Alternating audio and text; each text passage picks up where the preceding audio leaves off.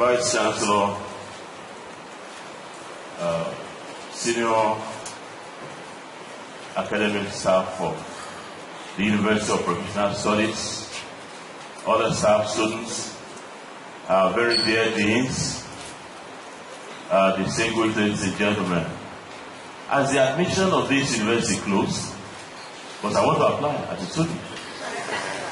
As it closed, if it has closed, I'm sure my friend, Professor Joshua Alabi, will open the admission window and I apply to this very great university. I'm highly delighted to be here. I've had interactions with Professor Joshua Alabi, one of the best vice chancellors in Africa. I thought you will applaud your vice chancellor. And the first time I met Professor Goski Alabi, we were at a conference on quality in higher education in Africa.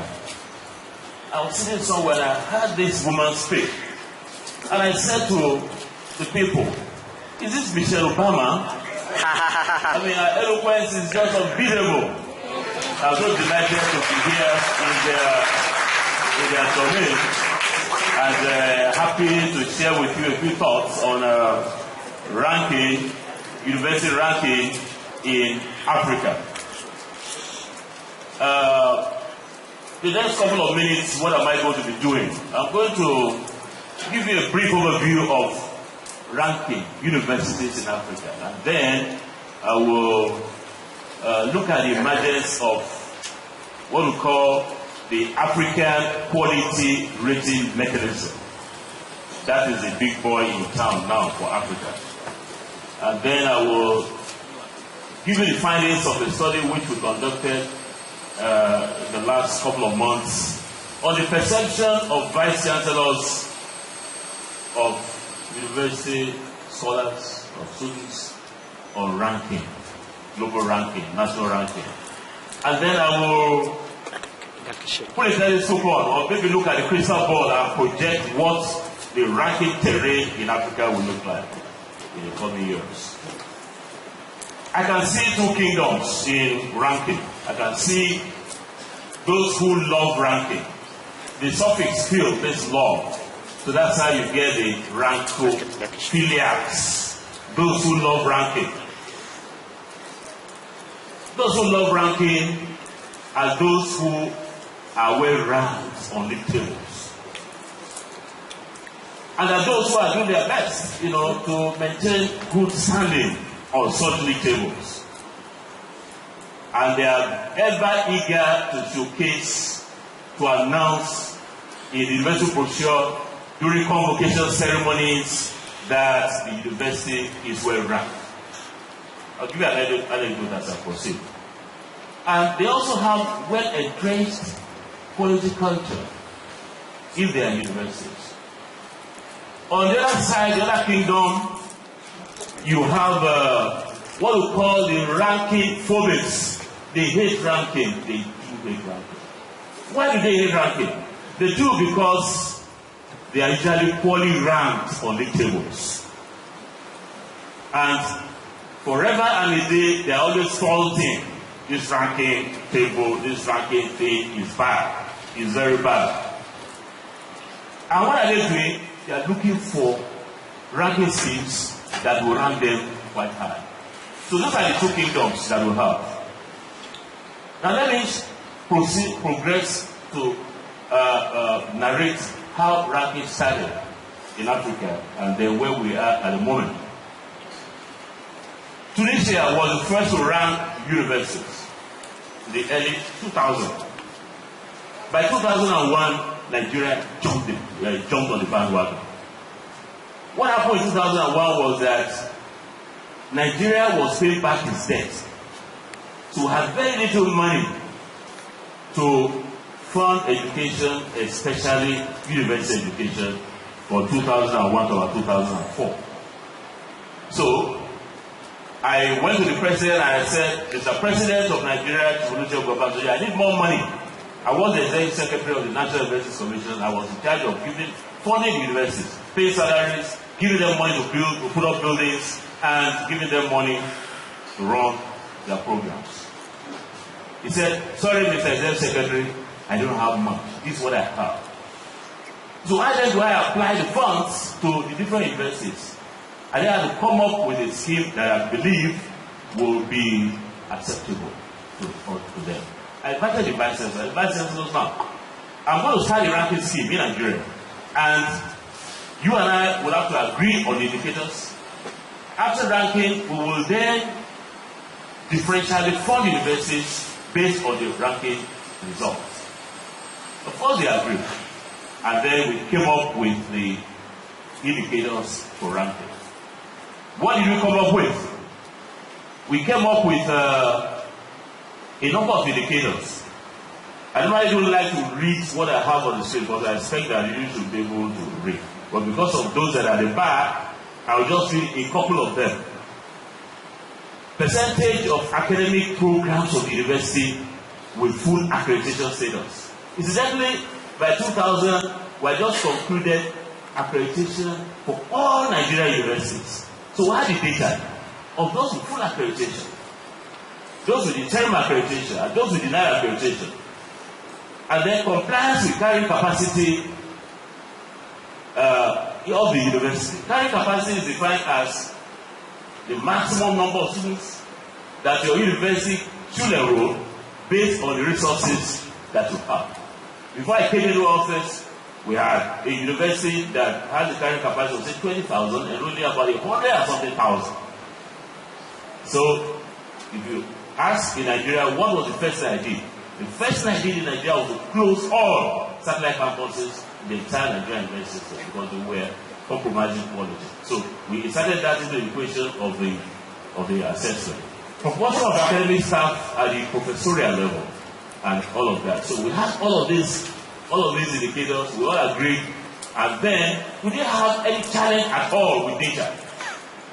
After the vice chancellor and I agreed, I asked the vice chancellors to send their directors of academic planning to the National Universities Commission, and we worked on the algorithm of getting the data.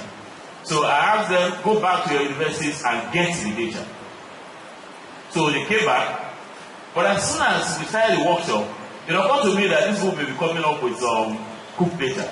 So I then said, okay, Director of Academic Planning of University of Lagos, you have to go to Sokoto. We did some kind of document. And they said, oh no, they didn't come with money for the idea. I said, no problem about that. I called my Director of Finance, we got money, I told the Vice Chancellors, your Director of Academic Planning are not coming back yet. So we did some validation, they were exchanged. And then we came back. You need to see the differential between what the TV brought the first time and what we finally got. Long story short, we got the correct data. So by 2001, we came up with the first ranking scheme that we had in Nigeria. And then when I went to the president, I said, Mr. President, I have some document for you. I looked at it. Woo!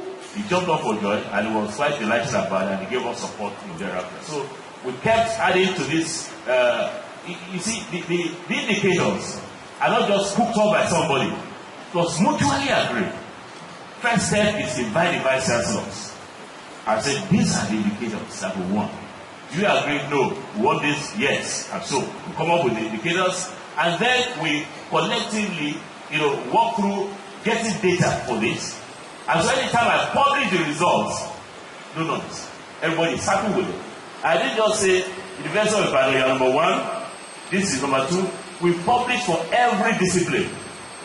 In medicine, we say we rank by different disciplines. You know the best. So it was quite easy for us to now intervene thereafter. So that's the Nigerian story.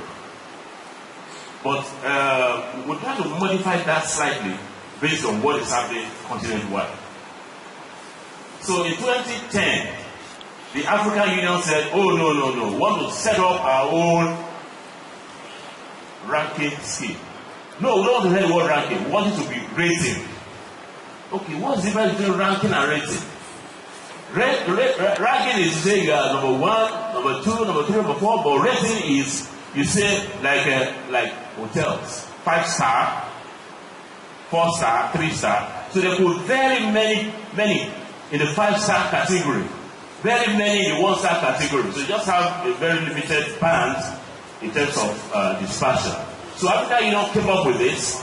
These are the standards: governance of the university, finance, teaching and learning, research, publication and innovations, and all the rest that we've seen there.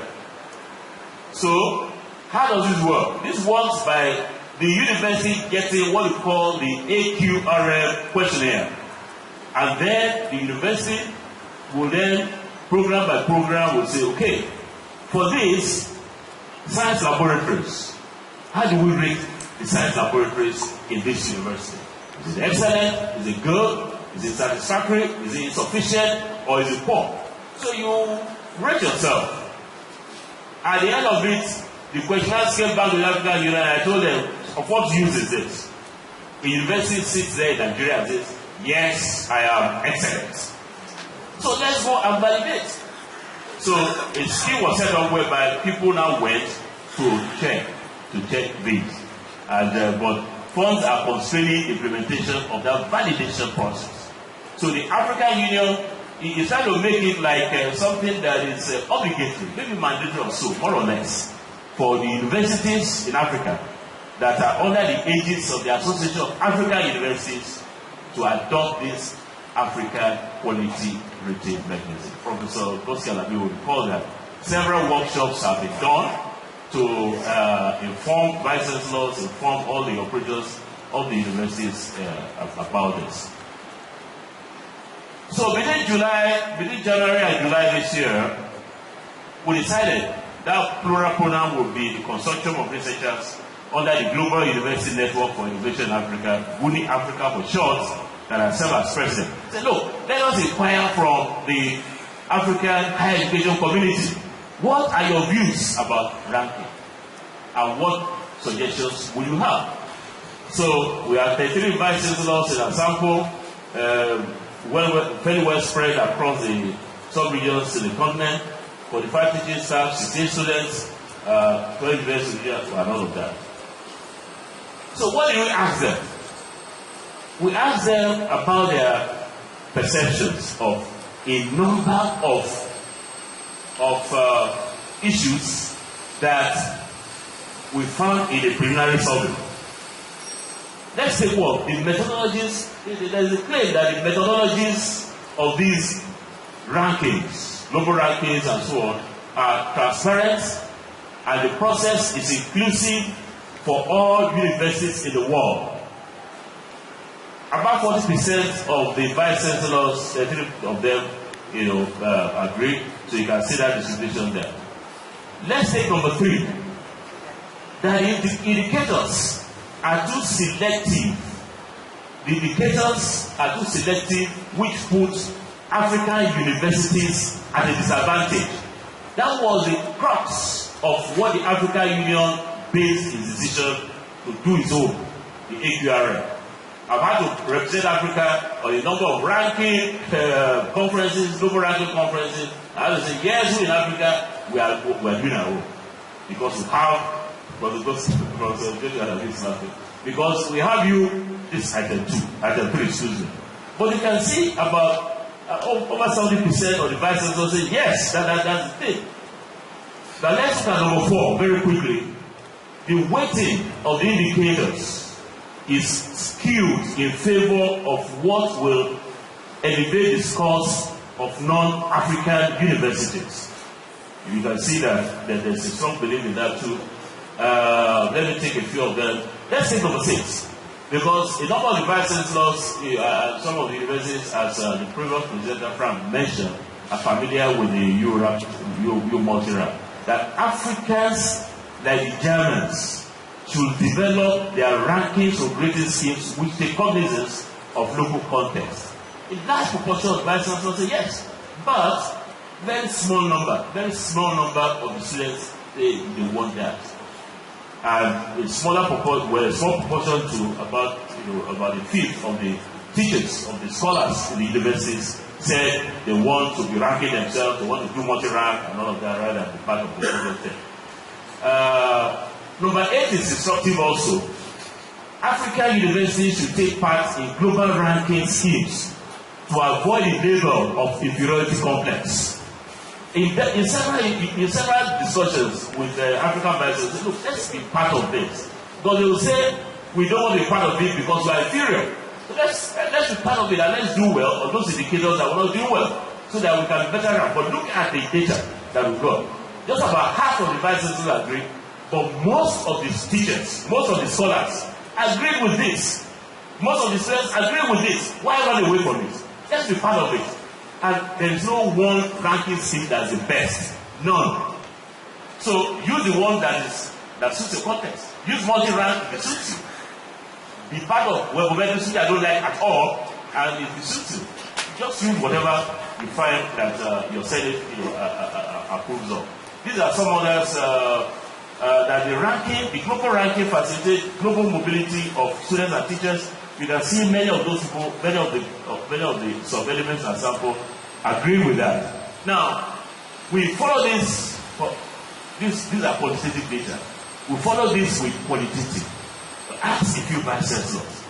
What do you have against global league tables? What do you have against global league tables? Like I said, I don't like to be reading from the screen, but I'm going to do that for the purpose of those at the back. Just pick a few excerpts from this. A vice chancellor of Tanzania said, the rankings present African universities as rubbish. We are doing tremendous amount of good work in our universities, in spite of all the odds, yet the rankers fail to recognize it. But here, a student from Nigeria, from one of our first generation universities, I have nothing against, she said, I have nothing against the rankings. They are available for anybody who wishes to use them. If you don't want to use them, you are not forced to. For me, they are useful to guide my choice of university for postgraduate studies. A professor of science education from South Africa said, well, global ranking league tables are great. You know they are well ranked there. So they are great. I have nothing against them. Indeed, in the last 10 years, my university is ranked among the top 5 in Africa, and we always celebrate our success. And I recall that when I the first ranking 2001, when I released the results in Nigeria, when I attend convocation ceremonies, graduation ceremonies, the vice chancellor are happy to say, you know, my university came first in medicine in the whole of the country. My university was the best in education. My university was the best in all of that. You see, it brings competition. When you rank, it's our competition. That's what we find in Nigeria. I don't know about you. I don't know about anywhere else. But this kind of ranking engenders competition among institutions. So the following year, I could see that the advisors were scrambling among themselves to improve on their delivery system, to improve on those areas where they didn't do well. So 3 graduation ceremonies down the road, when I attend, those that have not come last are now saying, no, they didn't make noise, were not too anxious, to brandish their performance. So one of the oldest universities in Nigeria, and I'll talk about it, that's the immediate past vice chancellor of University of Ibadan. What I found rather distasteful is when some universities that I know, listen to what that vice chancellor said. Some universities that I know in Nigeria being ranked better than my university. University of Ibadan the best, I mean the number 1.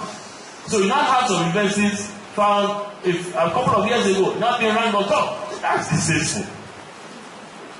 It is said that there must be errors in the errors.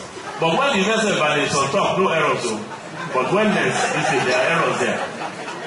That's how can you explain the university I've mentioned that there are some countries, that you find some countries that are war-torn. When you look at the ranking, they are better than Nigeria. There must be something quite wrong with those schemes.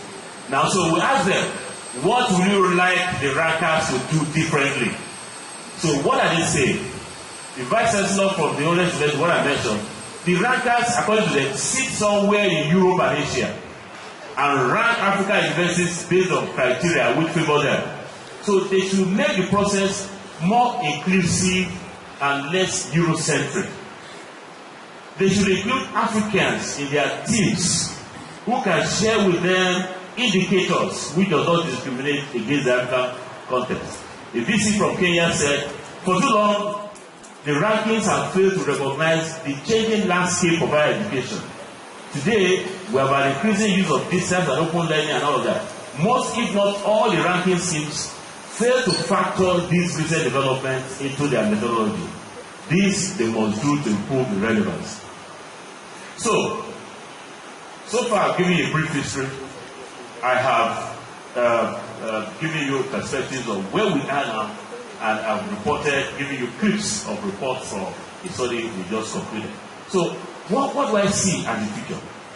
I see that between now and in the next 10 years, the African Union, I just came back from Addis not too long ago, the African Union has a very potent agenda to push AQRM to the African higher education system. So you are going to be hearing about AQRM, you are going to be hearing about AQRM, you are going to be hearing about AQRM. Meaning that almost all the universities in Africa would be almost like coerced or encouraged or pushed to adopt AQRM. But that does not in any way distance from your using multi-rank or any other ranking schemes. Just like some of us know here. You get accreditation. What's the board that does accreditation here? National Accreditation Board. Fine. In Nigeria, it is the National Universities Commission, along with professional bodies, doing accreditation. What Africa is trying to do now is this. It has established, or it's almost completely establishment of what we call the Pan-African Quality Assurance and Accreditation Framework, where we're going to have a continent-wide setting of say minimum standards. And over time, I'm sure, we're going to have some accreditation system. So you can do the accreditation for your professional studies programs for Ghana. And then if you like, it's optional. You can then take the continental one. So this one is going to be available, and then you are encouraged, because I like this new multi-rank thing, to take on the others. But I see that in another, based on what we can perceive is happening in the African higher education system regarding quality assurance, African universities will improve on their research, because the research that is pulling them down. They are going to improve on their international composition of staff and students. They are going to improve on quite a lot of things. So the ranking will keep improving, and I see that beyond 2015, 2025, there will be new models of ranking. You know, even now, you go see a number of people have come together and they are just combining indicators and ranking, universities. Several of these will keep coming up, and the idea is that they will help to catalyze quality in the African higher education system. So what's my message? What's my Accra or University of UPSA message for our deans who are attending this conference? My messages are the following.